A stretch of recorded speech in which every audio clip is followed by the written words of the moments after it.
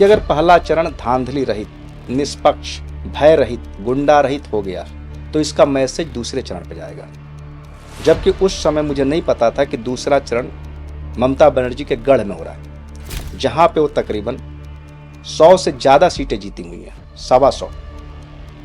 वहां पे दूसरा चरण है। पहले चरण में बीजेपी की कुछ सीटें थी, 50-55 के आसपास सीटें थी।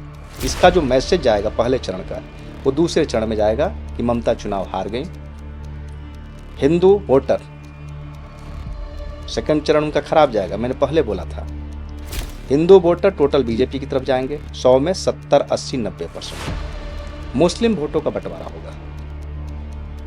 जब ममता सरकार में नहीं आ रही तो कुछ वो अपने कैंडिडेट को वोट देंगे जी, कुछ कम्युनिस्ट को देंगे, कुछ कांग्रेस को देंगे, कुछ अपने समर्थित व्यक्ति को देंगे। कुछ ही वोट, मतलब मुझे लगता है 50% वोट ममता को मिलेगा, 50% मुस्लिम वोट बटेगा। हिंदू वोट मैं 70 से 90% उम्मीद करता हूँ बीजेपी की तरफ जा रही है। तो जो सेकंड फेज इनको लग रहा था कि हम यहाँ 100-125 सीट लाएंगे, मेरा अनुमान है कि सेकंड फेज में 50-55 से ज्यादा सीट इनको नहीं आएगी। जो चुनाव के रुझान चल रहे हैं, आज मिथुन राशि का चंद्रमा था, देवगुरु बृहस्पति साथ में थे, चंद्रगुरु गजकेसरी योग, बृहस्पति का नक्षत्र। तो आज पूरा का पूरा बृहस्पति अपने ऊपर हावी था। और बृहस्पति क्या है? धर्म है, अध्यात्म है, सनातन है।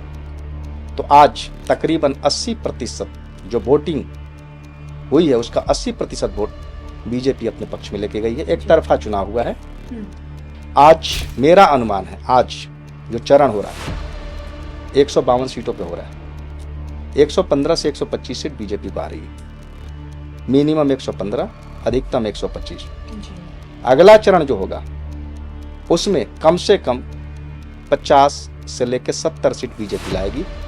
जो पूरा कलकत्ता का इलाका, जहां पूरा ममता का गढ़ था, बृहद कलकत्ता, वहां पे भी 60-70% सीटें बीजेपी जीत रही है। तो ये चुनाव एक तरफा है। ममता बनर्जी चुनाव हार रही हैं।